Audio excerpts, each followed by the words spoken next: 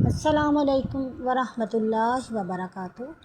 اگر کوئی شخص اتنی شدید نیند میں ہو کہ اس سے نیند برداشت نہ ہو رہی ہو اور اگر وہ نماز پڑھے گا تو وہ غلط پڑھ دے گا، تو کیا ایسی صورت میں نماز چھوڑی جا سکتی ہے کہ بعد میں اٹھ کے پڑھ لیں؟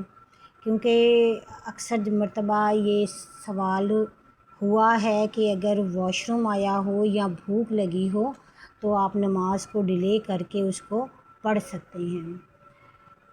یہ معاملہ اور دوسرے معاملے میں فرق ہے۔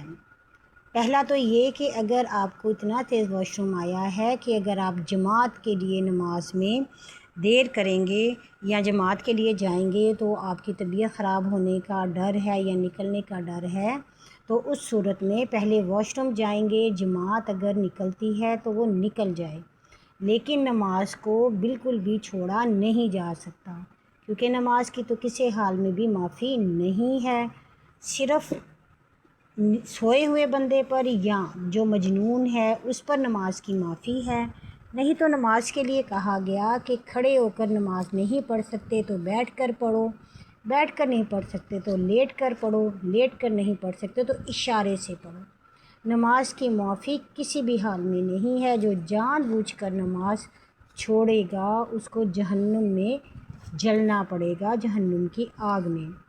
اب دوسرا سوال یہ کہ اگر اتنی شدید بھوک لگی ہے کہ اگر وہ کھانا نہیں کھائے گا، نماز پڑھے گا تو اس کا سارا دھیان کھانے کی طرف رہے گا یا اس کے جسم میں طاقت نہیں ہے، اس صورت میں وہ پہلے کھانا کھائے گا۔ اگر جماعت رہ جاتی ہے تو کوئی بات نہیں، لیکن نماز اس حال میں بھی نہیں چھوڑنی۔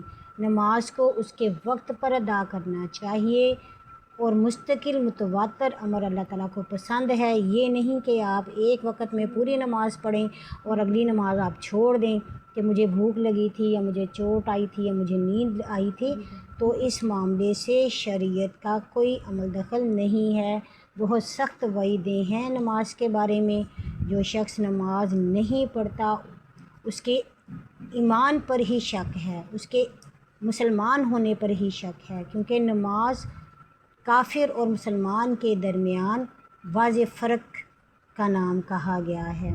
اب رہا سوال یہ کہ اگر نیند آ رہی ہو اور بندہ سو جائے کہ اسے یہ لگے کہ میں صحیح طریقے سے پڑھ نہ سکوں گا، تو جب وہ اس چیز کو ذہن میں سوچ لے کہ اگر وہ نماز چھوڑے گا تو جہنم میں اسے جلنا پڑے گا، تو پھر اس کے جسم کے رونگٹے خود ہی کھڑے ہوں گے، اور جو بندہ اللہ پر ایمان لاتا ہے وہ کسی حال میں بھی نماز کو نہیں چھوڑے گا۔